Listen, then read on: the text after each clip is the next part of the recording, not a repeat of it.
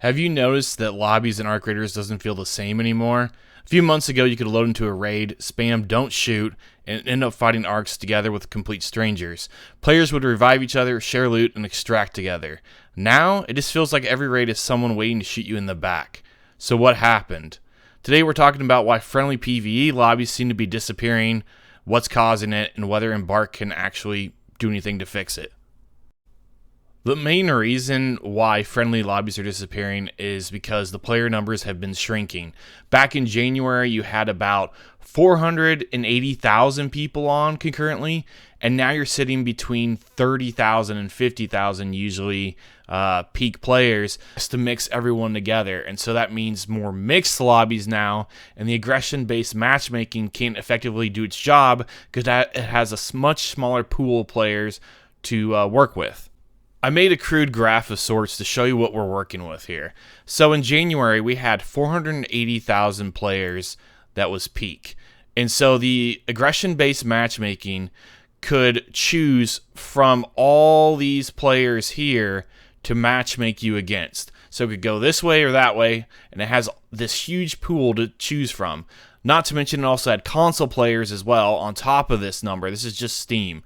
So it had a huge pool to choose from. And so matchmaking was quick.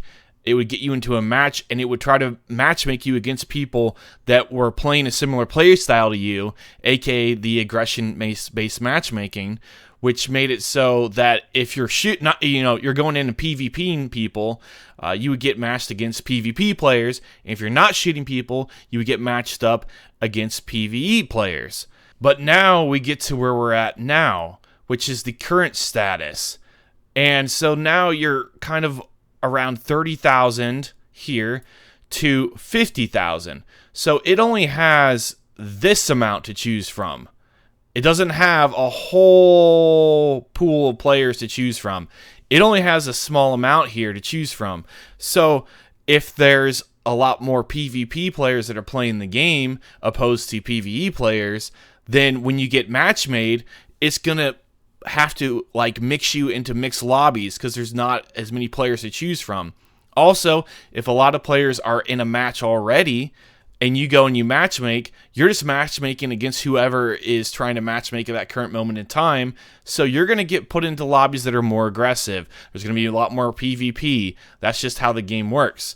Now, what could Embark do to kind of fix this? Well, people have been talking about it for a long time, and that's putting in a dedicated PvE mode, a mode that's separate from the PvP VE mode that is the standard mode now, and they could do something that's just PvE focused, or they could do what the Chinese version that's run by Tencent is doing, where they have something where you get into a match where you flag for PvP, and pretty much it tells the whole server that you're up for PvP. It's going to alert everyone that you flagged for that. And so you can't just go, around shooting people willy-nilly. You have to actually flag for it and then attack people. So they could do something like that. But ultimately, this number here is where we're peaking at now, opposed to the 480,000 that we did have before. So with smaller player numbers, this just means you have a really small pool to choose from, and the game keeps losing players over and over. From month to month, it keeps losing players. Okay, so we're looking at the max that we've been at here. This is back when the game launched, and this is January, around 466,000. And here we are now, sitting at 38,762 with a 50,905 24-hour peak. Now, that's still a fair amount of players, yes. That just means, though, that the matchmaking, the aggression-based matchmaking can't do as well as a job as it used to previously because it has a much smaller pool to choose from. The next thing that's really killing the game and is making players quit and is making this matchmaking so much worse is all the duping. I've been following the Arc Raiders subreddit, and they've been talking about it for a long time, that people are copying the Bobcat, and they're making it a Bobcat level 4, and they're extracting with a full inventory of duped Bobcats, and people are going in and using those bobcats in matches and just destroying everyone with them. And so it's making it so people are quitting the game because they're sick of going up against dupers. I don't know how exactly they're doing it, but it's been for months now. They've been duplicating items over and over again, and Embark has yet to fix it. The next thing is the game is filled with cheaters. People have wall hacks where they can see you through the walls. They can see what items you're carrying. They can see how much health and shield you have. I have a couple of videos on my channel where I showed off that there's people that are blatantly advertising and selling the cheats on like TikTok and YouTube. It's all over the place. They're cheating and they're advertising it and selling it, and they're continuing to do so without really getting banned.